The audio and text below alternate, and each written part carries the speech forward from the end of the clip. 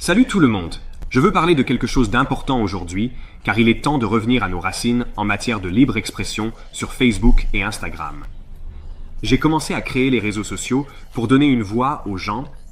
J'ai donné un discours à Georgetown il y a 5 ans sur l'importance de protéger la libre expression, et je crois toujours cela aujourd'hui. Mais beaucoup de choses se sont passées au cours des dernières années. Il y a eu un large débat sur les dangers potentiels du contenu en ligne. Les gouvernements et les médias traditionnels ont poussé à censurer de plus en plus. Beaucoup de cela est clairement politique. Mais il y a aussi beaucoup de contenus vraiment mauvais qui circulent. Drogue, terrorisme, exploitation des enfants. Ce sont des choses que nous prenons très au sérieux. Et je veux m'assurer que nous les gérons de manière responsable.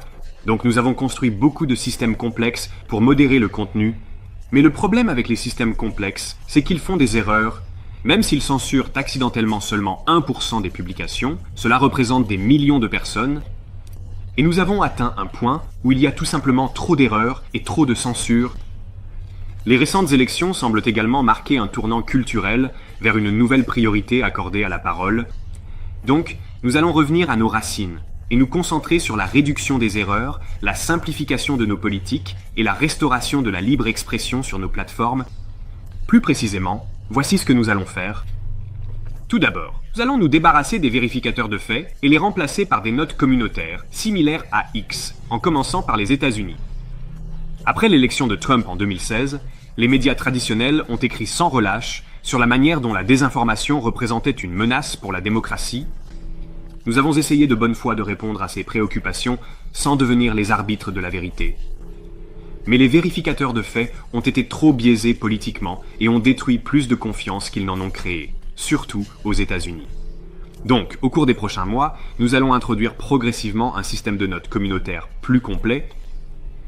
Deuxièmement, nous allons simplifier nos politiques de contenu et éliminer un certain nombre de restrictions sur des sujets comme l'immigration et le genre, qui sont tout simplement déconnectés du discours mainstream.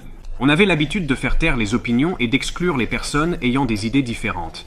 Et cela a été poussé trop loin, donc je veux m'assurer que les gens peuvent partager leurs croyances et leurs expériences sur nos plateformes. Troisièmement, nous changeons la façon dont nous appliquons nos politiques pour réduire les erreurs qui représentent la grande majorité de la censure sur nos plateformes. Nous avions l'habitude d'avoir des filtres qui scannaient toute violation de politique. Maintenant, nous allons concentrer ces filtres sur la lutte contre les violations illégales et haute gravité. Pour les violations mineures, nous compterons sur le signalement d'un utilisateur avant d'agir. Les filtres font des erreurs et retirent trop de contenu. En les réduisant, nous diminuerons la censure sur nos plateformes. Nous ajusterons nos filtres pour exiger une plus grande confiance avant de retirer du contenu. La réalité, c'est un compromis. Nous allons également ajuster nos filtres de contenu pour exiger une confiance beaucoup plus élevée avant de retirer du contenu. La réalité, c'est que c'est un compromis. Cela signifie que nous allons attraper moins de contenus problématiques, mais nous allons également réduire le nombre de publications et de comptes de personnes innocentes que nous supprimons accidentellement. Quatrièmement, nous réintroduisons du contenu civique. Pendant un certain temps, la communauté a demandé à voir moins de politique, car cela stressait les gens. Nous avons donc arrêté de recommander ces publications.